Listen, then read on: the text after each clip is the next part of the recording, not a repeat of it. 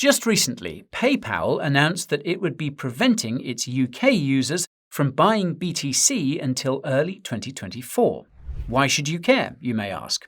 Well, the reason why PayPal did this was reportedly because of the Financial Action Task Force's so-called travel rule, which requires all crypto companies to collect detailed info about crypto transfers. The travel rule is set to go into effect in the UK on the 1st of September, and it's in the process of being rolled out around the world. This could have a profound impact on crypto companies and projects everywhere. That's why today we're going to tell you about the travel rule, when it's coming to your country, and how it could impact the crypto market. This is a video you don't want to miss. Okay, let's start as ever with a bit of background. The Financial Action Task Force, or FATF, is an unelected and unaccountable international organization based in Paris, France. It was created by G7 countries in 1989 to combat money laundering, but its scope has expanded significantly since then. Now, if you watched our first video about the FATF, you'll know that the organization adopted a mandate in 2019 to, quote, combat any threats to the integrity of the financial system. You'll also know that the FATF considers crypto to be a threat, probably because its purpose is to replace the financial system. If you watched our second video about the FATF, you'll know that the organization started applying its so-called recommendations to the crypto industry in 2019. You'll also know that any country that refuses to go along with these recommendations finds itself cut out of the international financial system. If you watched our third video about the FATF, yep, we've covered it a few times, you'll know that these recommendations have apparently done absolutely nothing to combat illicit financial activity over the last 30 years. You'll also know that the organization finalized its recommendations for cryptocurrency in October 2021. This, by the way, is our fourth video about the FATF. Now, to refresh your memory, the FATF's crypto recommendations involve labeling everything that doesn't involve a third party as high risk. This includes holding your crypto in your own wallet and sending crypto peer-to-peer. And the FATF also considers any kind of crypto privacy to be inherently high risk too. Now, if these recommendations are implemented as regulations, then crypto will effectively become another arm of the existing financial system. It will offer no financial freedom and no financial privacy. The only exception appears to be NFTs, which are exempt from these recommendations for unknown reasons. On that note, you should know that the FATF's crypto recommendations only apply to intermediaries working with crypto, which the FATF refers to as Virtual Asset Service Providers, or VASPs. The FATF's crypto recommendations do not apply to miners, validators, or crypto wallets. At least, not yet. I say not yet because the scope of the FATF's recommendations seems to have expanded over time. This is especially true of the travel rule, which requires VASPs to collect KYC on everyone who buys or sells more than $1,000 worth of crypto. This is why crypto exchanges started collecting KYC in 2021. Since that time, however, the travel rule seems to have expanded to require VASPs to essentially collect KYC-level information about crypto transfers to and from VASPs that are worth more than $1,000. Note that it's not entirely clear when the scope of the travel rule was expanded. Our research suggests that this expansion happened after the FATF's finalized crypto recommendations were published in October 2021. Some of you may recall that South Korean crypto exchanges started forcing their users to provide KYC-type information for crypto wallet transfers in December 2021. What's fascinating is that some countries seem to have pushed back against the expanded travel rule. You might remember that the UK announced that it would not be forcing VASPs to track transfers to and from crypto wallets last summer, stating that crypto wallets did not pose any illicit activity risks. What's terrifying is that these countries, notably the UK, seem to have pulled a 180. As I mentioned in the introduction, the UK is going to implement this expanded travel rule starting from the 1st of September. The announcement specified that it did this as a response to an announcement by the FATF back in June. The FATF announcement in question called on all countries to implement its crypto recommendations as regulations, quote, without further delay. Of course, this is not a recommendation, it's a demand. Comply with our crypto recommendations or we will restrict your access to the global financial system. It appears that some countries were unable to comply, so they had to ban crypto. The two countries that come to mind are Pakistan and Kuwait, both of which recently banned crypto in its entirety, citing the FATF's crypto recommendations as the reason. It appears that the UK opted to comply instead. So, this begs the question of when the FATF's expanded travel rule is coming to your country. Obviously, the answer depends on the country. A full list of countries and their compliance with the expanded travel rule can be found on the website of Nota Bene, a crypto compliance company. Link will be in the description. If you take a look at the list, you'll notice that some have already implemented the travel rule. The catch is that not all of them have implemented the expanded travel rule. To find out, you'll have to click the link on your country and look at the details. There's only one country we really need to look at, though, and that is the United States. That's because the FATF seems to be heavily influenced by the US. The travel rule has its roots in the US's Bank Secrecy Act. KYC for financial transactions has its roots in the infamous Patriot Act. The FATF's finalized crypto recommendations were even co-authored by the US Treasury Department. As such, it's safe to assume that the FATF's crypto recommendations are likely to mirror similar regulations that are being proposed or that have already been passed in the United States. It seems that the FATF's expanded travel rule itself has its roots in an infamous FinCEN proposal from November 2020. The proposal in question was to basically lower the travel rule transaction threshold from $3,000 to just $250 and expand its scope to include any transactions involving crypto, i.e., transfers between crypto wallets and VASPs, such as exchanges. Fortunately, this proposal has yet to be approved. Unfortunately, it seems that the US has influenced the FATF to implement this proposal in other countries instead. That's because the travel rule transaction threshold in jurisdictions like the European Union is 0, something the FATF had actually suggested in its finalized crypto recommendations. This is more significant than you might think because it suggests the start of a very slippery slope. First, the FATF just wanted VASPs to complete KYC on their users. Now they want VASPs to get info on crypto transactions above a certain value. Eventually, they'll require VASPs to get info on all crypto transactions.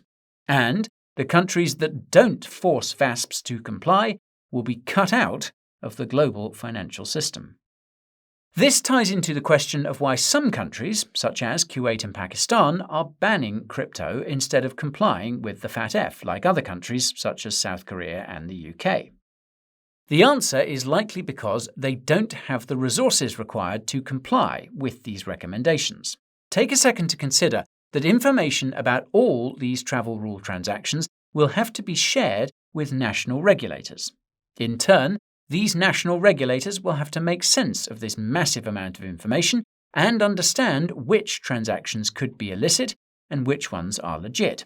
On the off chance that they fail to do this to the standard that the FATF wants, then they could just as easily find themselves on the FATF's grey list or even blacklist. In other words, the outcome of attempting to comply will be almost the same as outright non-compliance, so why bother trying to comply? Not only that, but it's possible that the US would use this alleged non-compliance as justification to punish its geopolitical opponents. For context, it's believed that up to 40% of money laundering takes place in the United States, and yet it's countries like the UAE that are ending up on the FATF's naughty lists. Given this fact, one could argue that the primary purpose of the FATF is geopolitical, not regulatory. If this is the case, then it's truly terrifying because it means that the US is using the FATF to push its own allies to comply. Remember that the UK initially wasn't going to apply the FATF's expanded travel rule.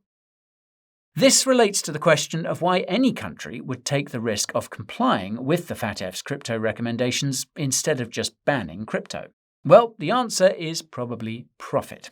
Crypto has unprecedented potential, and there are literally dozens of countries trying to capitalize on this by becoming crypto hubs. The paradox here is that the FATF's expanded travel rule alone is likely to be enough to crush smaller crypto companies and startups. That's because they just wouldn't have the financial resources needed to comply. This would mean that the large crypto companies left standing could become monopolies. At that point, it would be very easy for the FATF to expand the scope of its crypto recommendations again to completely outlaw self-custody, peer-to-peer transactions, and crypto privacy.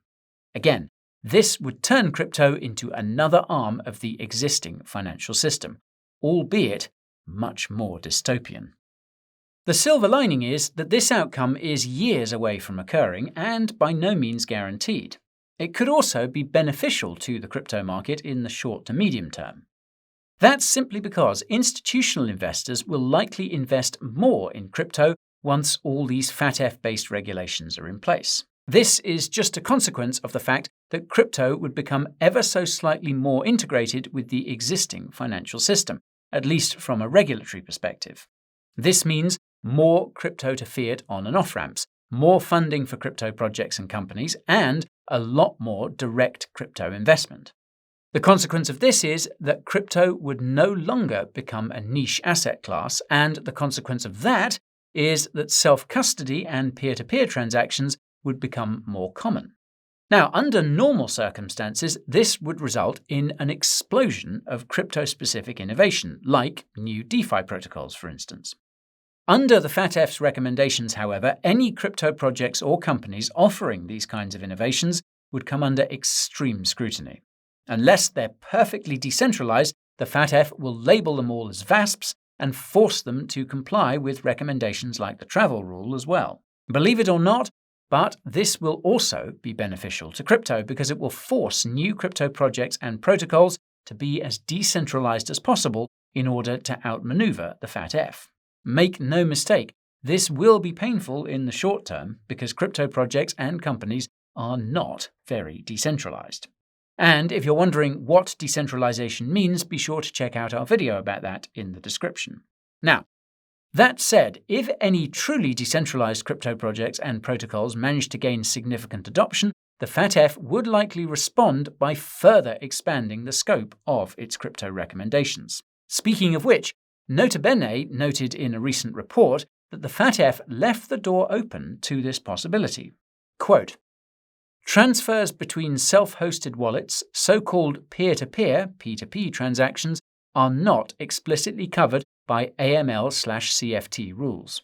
The FATF opens the door to a future paradigm change in case there is a distinct trend towards P2P transactions." Translation: if true cryptocurrency, that is, peer-to-peer trustless transactions, becomes too popular, then the FATF would respond by saying wallets that engage in crypto activities are high risk. In practical terms, this could mean not being able to transfer crypto between such wallets and a compliant VASP.